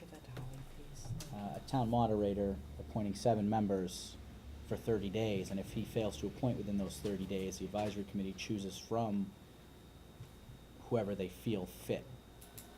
I think it gives a gross misrepresentation of the demographics of this community. I think, and this is by no means any disrespect to the advisory committee, but there's not many young people that serve on the advisory committee. There's not many young professionals. There's no people in the age bracket between 20 and 40 that serve on that board. And that's a huge chunk of Templeton. People with children going through a school system is a huge representative demographic. And when you take a body of a certain demographic, they tend to choose to promote from within their own demographic. This is to prevent that. This works in other communities. Littleton, it works just well. In a recommendation from the Collins Foundation, they had said that there was potential for people to appoint in the advisory committee capacity for reinforcing opinion and thought. That was a recommendation from the Collins Foundation on their fiscal policy. There was? I guess I didn't notice that. So I don't know if you understand the scope of this, if that's your issue, or if you feel that this is blatantly a problem for Templeton, but if that is your stance, then so be it. I do understand the scope of that. Is there any further discussion from the board? Comments? No. Julie? Yes. Doug? No, because I'd like to see it at the annual town meeting, I'm gonna say no. And Diane? I'm sorry, you wanted to know if there was more comments? No, we're taking a vote, No.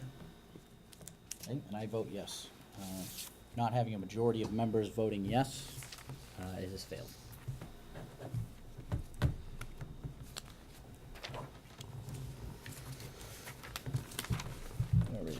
All right. And then we still have 14. Do we approve 14? Yes.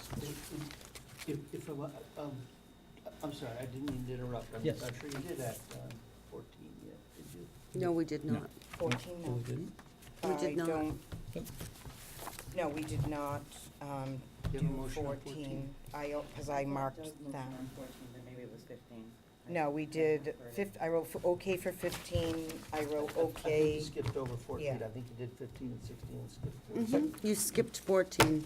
We did? Mm-hmm. Okay, I thought we didn't. So my only concern with 14 is that, you know, it needs to go through capital planning, which it's going to do tomorrow. So I was going to, I would like to make a motion to approve Article 14, subject to the approval of the Capital Improvement Committee at tomorrow evening's meeting. And is there anything else I need to say? But I guess my only question is, the bylaw doesn't require the approval of the CPC, it requires the submission and review but by the it's CPC. already- 14 is not a bylaw. It's And, no, the bylaws. are you looking to simply ensure compliance with the bylaw, which once they review it and it's submitted, you would have achieved compliance? Mhm. Or are you looking to actually make this contingent upon a positive recommendation by the CPC? They are technically different. What does the bylaw say? Has to be submitted for review and comment. Has it already been submitted for review and it just hasn't been? No, that's tomorrow. That's gonna happen tomorrow. Okay, so I would, I make a motion, I'm sorry, I rescind my prior motion. And I make a motion to approve Article 14, subject to the submission and review to the Capital Improvement Committee. Does that make sense? That's my motion, sorry. I hear a motion for it. Do I hear a second? Second. Motion for and a second. Any discussion for the board? Yeah, I didn't write that down. Seeing none. Any public comment? Seeing none. Julie? Abstain. Doug? Yes. Diane? Yes, And I vote yes as well. Mr. Chairman. Yes. Yes, Carter? If I may, when you were looking at the draft policies, Doug had suggested and distributed a little handout that talked about, 2 weeks before the meeting, there would be draft motions circulated in the, who was gonna take the lead, if you will, in defending or explaining, advocating for which article. So the board members, it was suggested that as I prepare those draft motions, perhaps I also, having received some input from some of you, kind of just make a little grid to say some suggestions and then get that out. So if that's the way you'd like me to proceed, I will do that. But if there are specific articles that you'd like to advocate for, if you could let me know what those are, I have a better shot at getting it right the first time. Okay. And when do you plan on to have that by roughly? Well, I hope to have that for you sometime next week. Okay. What we worked out was, I think, 2 weeks before the meetings. So my hope would be to have that out to you with your packet next week for the workshop of November 6th. Okay. So that you could see that summary package. And I'm waiting to hear from the advisory committee as to whether or not they wish to cooperate on a single report for production costs of just making life a little simpler, or whether they want to go their own. I'll wait a few more days for that. Okay, and if we could, two of those, let's try to, well, we wanted to do that in succession too, like somebody takes first, second, and third, and then somebody takes fourth. I think that's what we did. Well, I'm gonna have to see how that goes, because it calls for instance, the chairman to make the first 3 articles, let us say, and yet, and then somebody to do the next one, and yet some of the folks that have spoken to me about the articles they're most comfortable with, it doesn't line up perfectly. So maybe you keep the reading of the motions as was laid out in Doug's memo, but you note that somebody else would be the advocate if there were questions. Okay. Again, gotta take conflicts into consideration as well. Certainly. While there's none in this particular warrant, I don't believe, there, are Fair enough. potential conflicts. Yeah, I don't think there's any conflict. Really I think you're conflict. right. No? Okay. Yeah. So that's gonna be a little tricky because of the way we've had the reading of the motions, but we'll give it, this will be a great trial run. Alrighty. And do that, so that's F. Yes, Will? Just wondering, would it be possible for us to get a copy of the motions for the pre-town meeting, which is next Wednesday? Mr. Town Administrator? What motions? Well, I mean, Warrants, you mean?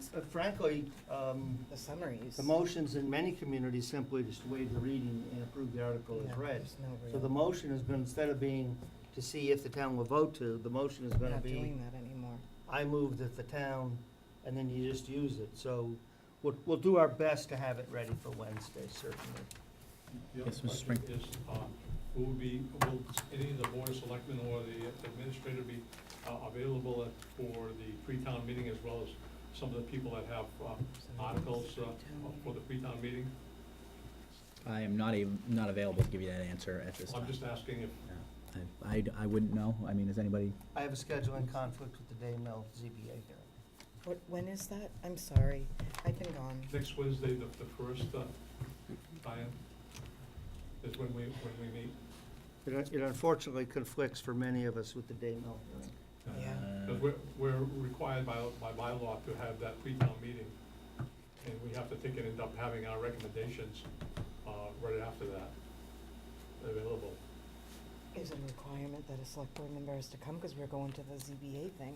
It is not, and Okay, that's why we That's had what the I joint have meeting down to there. attempt to answer as many questions as we could. okay. 30 and 6, okay. All right, Mr. Spring. Yeah, I'll see what we can figure out. You said it was the first of Wednesday? I mean, That's when you're gonna have your meeting, is the first of Wednesday? It's the same day as it. on the ZBA. first, Oh, but yeah, okay, then I have a scheduling conflict as well. Alrighty. We got the referrals from the workshop, the town hall hours and days.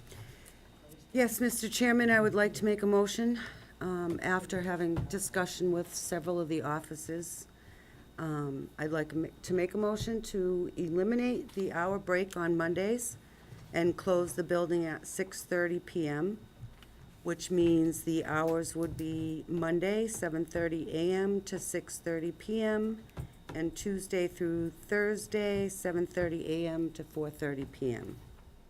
I have a motion on the floor. Second. I have a second. Any discussion from the board?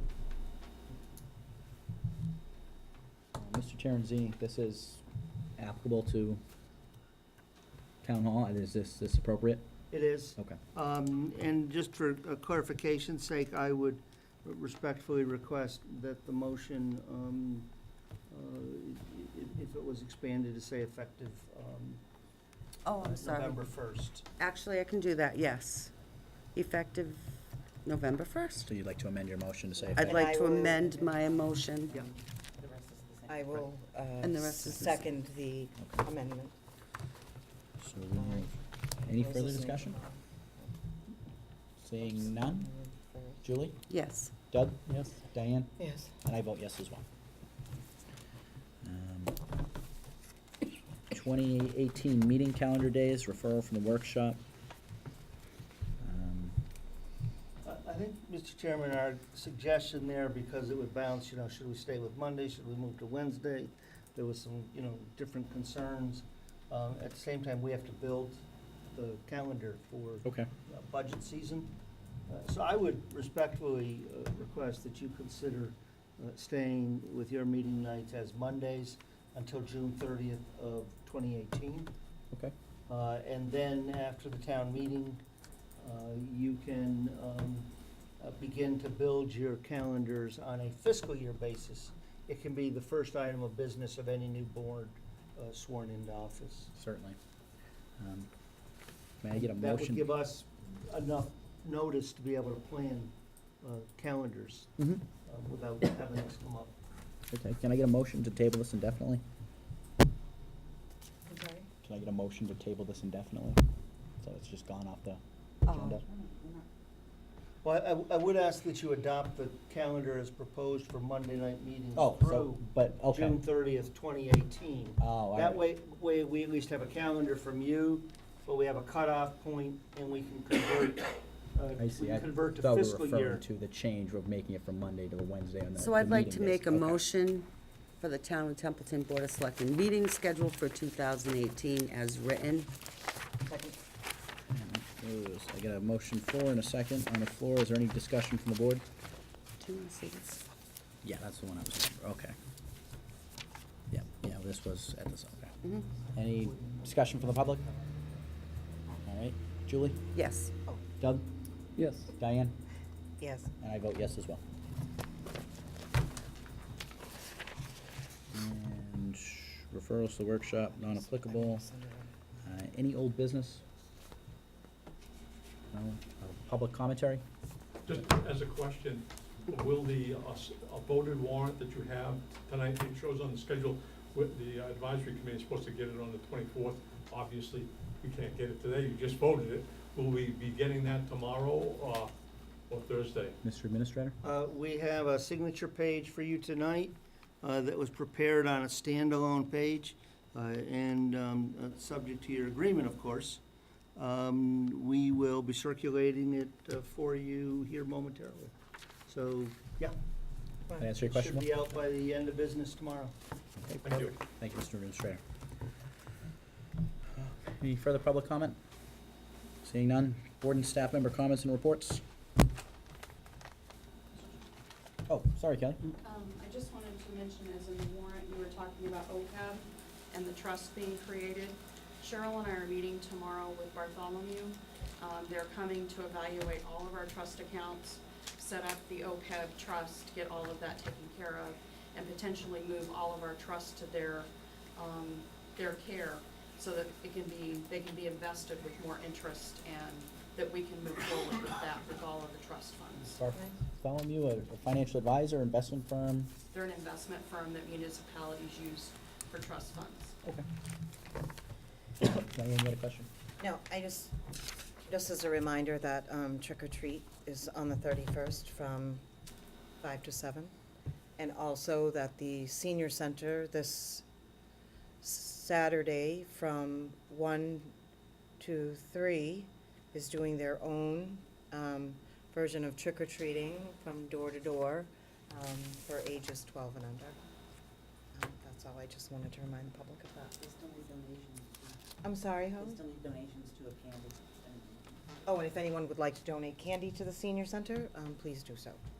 Thank you. Any further comments? Mr. Chairman, is there a request for executive session? Yes, Mr. Chairman, I need to ask that the board enter executive session under Mass General Law, Chapter 30, Section 21.3, which is litigation, for the purposes of discussing strategy where an open meeting may have a detrimental effect on the litigating position of the public body, and the chair so declares. I do not expect you to take a vote of, a public vote of any sort, but would anticipate that you would be reconvening only for the purposes of adjournment. Noted. So moved. Second, chair so declares. Motion 4 and a second. And any discussion? No, vote. Julie? Yes. Doug? Yes. Diane? Yes. And I vote yes as Please, I well. need to use the ladies' room.